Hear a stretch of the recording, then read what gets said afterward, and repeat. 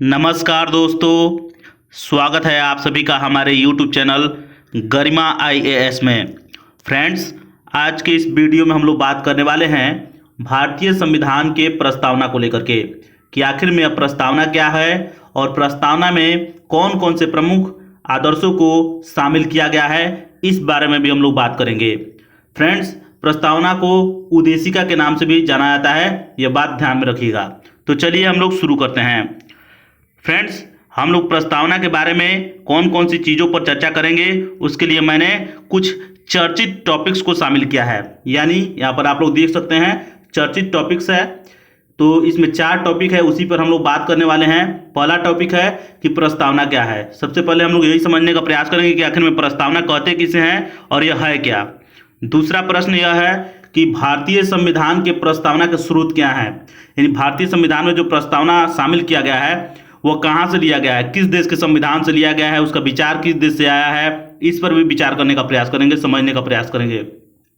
अगला प्रश्न यानी पॉइंट है, प्रस्तावना में उल्लिखित प्रमुख आदर्श कौन कौन से हैं जिस पर कि हमारा संविधान आधारित है, इस पर भी हम लोग बात करेंगे। उसके बाद बात करेंगे क्या प्रस्तावना में संशोधन किया जा सकता है, इस पर भी अच्छे तरीके से बात करेंगे कि क्या संशोधन किया जा सकता है या नहीं किया जा सकता है। इस पर भी आप लोगों को वीडियो के अंत तक सारी बातें क्लियर हो जाएगा।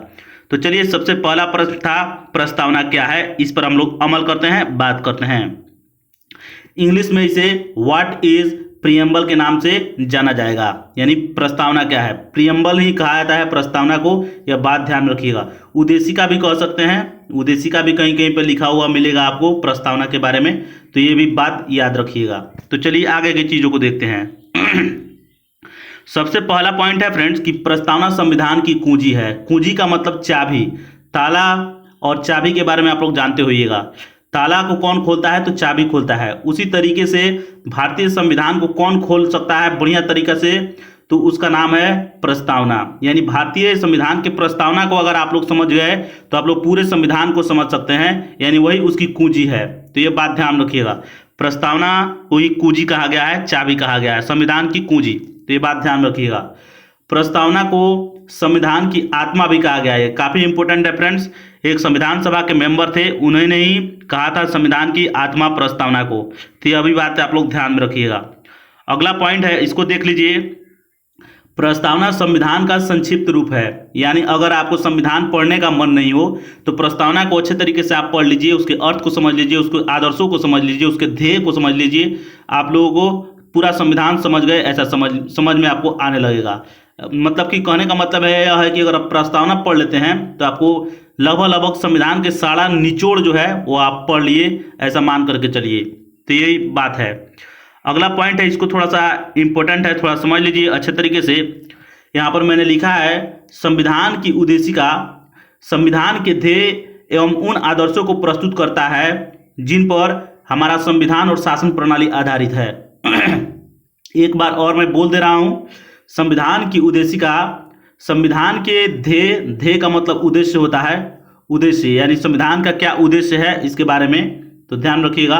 तो संविधान की उद्देशिका संविधान के ध्येय एवं उन आदर्शों को प्रस्तुत करता है जिस पर कि हमारा संविधान और शासन प्रणाली आधारित है। तो संविधान की प्रस्तावना होता है, उसी को उद्देशिका कहते हैं। वह ध्येय और उन आदर्शों को प्रस्तुत करता है जिस पर कि हमारा संविधान और शासन प्रणाली आधारित है। तो ध्येय और आदर्श किस बारे में उल्लेख करते हैं, तो आपको संविधान के शासन प्रणाली के बारे में। तो ये चीज़ ध्यान रखिएगा। तो यह इंपॉर्टेंट चीज़ काफ़ी मैंने इसको अच्छे तरीके से समझाने का प्रयास किया है, आप लोग इसे याद रखिएगा, भूलिएगा नहीं। अगला पॉइंट हम लोग देख लेते हैं, भारतीय संविधान के प्रस्तावना का स्रोत क्या है, यानी कहाँ से लिए गए हैं, संविधान के प्रस्तावना का विचार कहाँ से आया है, इस बारे में भी बात करेंगे। तो देख लीजिए, भारतीय संविधान में प्रस्तावना को शामिल करने का विचार जो है वो अमेरिका के संविधान से आया है।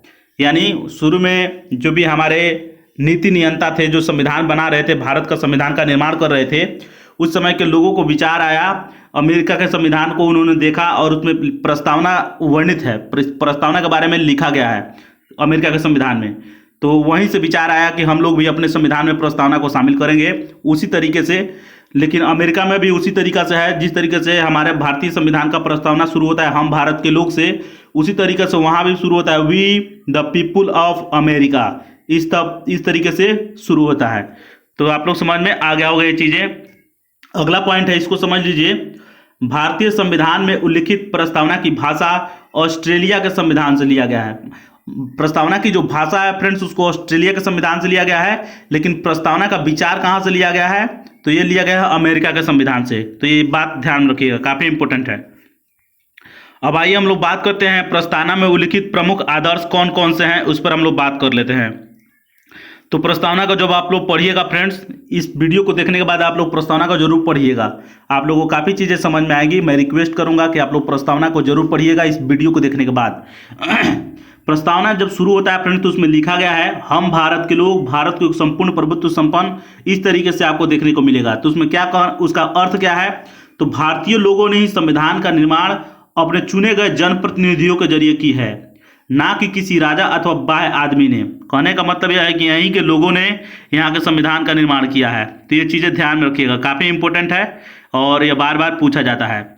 आइए बात करते हैं समाजवादी पर, यानी समाजवाद क्या है। इस पर समाजवाद एक शब्द है जिसको भारतीय संविधान में शामिल किया गया है, काफ़ी इंपॉर्टेंट है शब्द। उत्पादन के साधन, उत्पादन के साधन क्या हो सकते हैं, तो जमीन हो सकता है या उद्योग हो सकता है। उद्योग यानी फैक्ट्रियाँ, मशीनें हो सकती हैं। जमीन तो पैदावार करती है कि अनाज को उत्पादन करता है, अनाज का, फलों सब्जियों का उत्पादन करता है। तो ये चीज़ें आप लोग ध्यान रखिएगा। तो उत्पादन के साधन पर सरकारी नियंत्रण हो, न कि प्राइवेट ओनरशिप हो।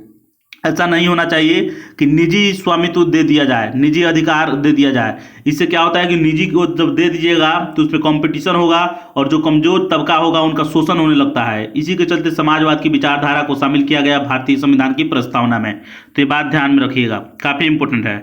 प्रभुत्व संपन्न क्या होता है, तो प्रभुत्व का मतलब हम पूर्ण रूप से प्रभुत्व हैं, यानी अपना निर्णय लेने में सक्षम है, और हम निर्णय लेने में सक्षम और संपन्न हैं। दूसरा किसी देश हमारे आंतरिक मामलों में निर्णय नहीं ले सकता है। हमारे आंतरिक मामले के जो भी निर्णय होंगे, सर्वोच्च निर्णय होंगे, वे सब हम खुद लेंगे। यानी भारत देश अपना जो भी निर्णय लेगा वो यहाँ के नागरिक, यहाँ के चुने गए जनप्रतिनिधि लेंगे या यहीं के लोग लेंगे। ऐसा नहीं है कि अमेरिका आकर के यहाँ पर जो चाहेगा वो भारत के बारे में निर्णय कर ले और फैसला ले, ऐसा नहीं होगा।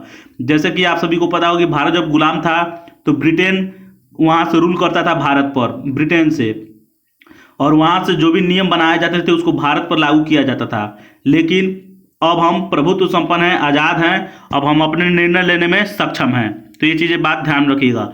लोगों को अपने से जुड़े हर मामले में निर्णय लेने के सर्वोच्च अधिकार प्रदान किया गया है। इसी को प्रभुत्व संपन्न के नाम से जाना जाता है। अब आइए पंथ निरपेक्ष क्या होता है, इसको समझ लेते हैं। तो पंथ निरपेक्ष का मतलब होता है फ्रेंड्स, राज्य का अपना कोई धर्म नहीं पर सभी धर्मों का सम्मान करेगा। भारत एक राज्य है, आप सभी ध्यान रखिएगा।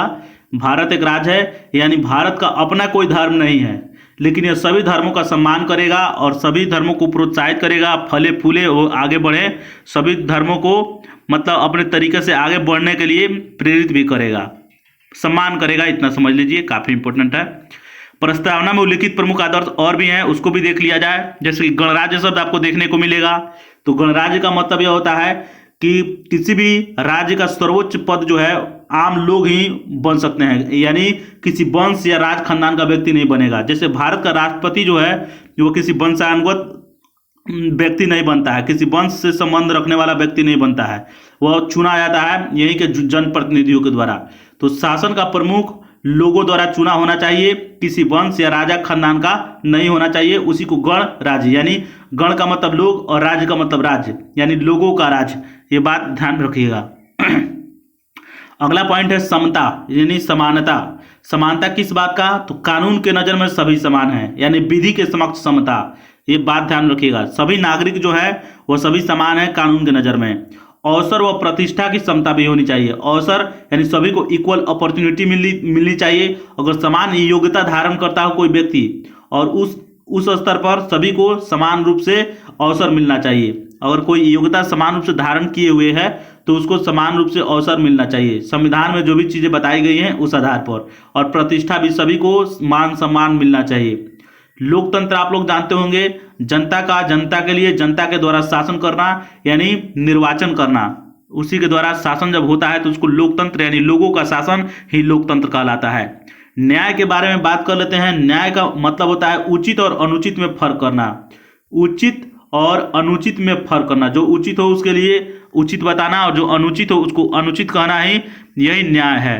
तो नागरिकों के साथ जाति, धर्म, लिंग के आधार पर भेदभाव नहीं किया जाना चाहिए, यही न्याय का मेन मतलब और उद्देश्य है। अब स्वतंत्रता की बात कर लिया जाए तो विचार की स्वतंत्रता व अभिव्यक्ति पर अनुचित पाबंदी नहीं। विचार व अभिव्यक्ति पर अनुचित पाबंदी नहीं। अभिव्यक्ति का मतलब क्या होता है, तो एक्सप्रेशन, जैसे फ्रीडम ऑफ एक्सप्रेशन है। इसके अलावा आप लोग पुतला दहन, जब आपको किसी भी सरकार के काम अच्छे नहीं लगते हैं तो पुतला दहन होता है विरोध में, तो उसको भी फ्रीडम ऑफ एक्सप्रेशन के नाम से जाना जाएगा, वो भी फ्रीडम ऑफ एक्सप्रेशन के अंतर्गत आएगा। तो ये बात आप लोग ध्यान में रखिएगा, काफी इंपॉर्टेंट है। आइए फ्रेंड्स, अब एक बात और चर्चा कर लेते हैं। क्या संविधान के प्रस्तावना में संशोधन किया जा सकता है? मैंने उसको शामिल नहीं किया है, लिखा नहीं है, लेकिन आप लोग सुन लीजिए। तो फ्रेंड्स बिल्कुल किया जा सकता है, पहले नहीं किया जाता था। प्रारंभिक, एक बात और ध्यान रखिएगा, प्रारंभिक संविधान के प्रस्तावना को जो फ्रेंड्स संविधान का अंग नहीं माना गया था। जो प्रस्तावना है, उद्देशिका है, उसको संविधान का अंग नहीं माना गया था प्रारंभ में, लेकिन बाद में उसे माना गया और संविधान में संशोधन भी किया गया। शुरू में तो संशोधन नहीं किया जा रहा था, लेकिन बाद में संशोधन किया गया और बताया गया कि संविधान में संशोधन किया जा सकता है, लेकिन उसके जो बेसिक स्ट्रक्चर है, आधारभूत जो ढांचा है, उसमें कोई छेड़छाड़ नहीं किया जा सकता है। अब आधारभूत ढांचा कौन कौन से है, इसको अलग अलग मामलों में सुप्रीम कोर्ट ने अलग अलग तरीकों से बताया है कि यह आधारभूत ढांचा है, लेकिन संविधान ने इसको तय नहीं किया है कि कौन कौन सा आधारभूत ढांचा है। तो फ्रेंड्स इस वीडियो में इतना ही। वीडियो अच्छा लगा हो लाइक कीजिए। मिलेंगे फिर नेक्स्ट वीडियो में, तब तक के लिए बने रहिए हमारे चैनल के साथ। नमस्कार, धन्यवाद।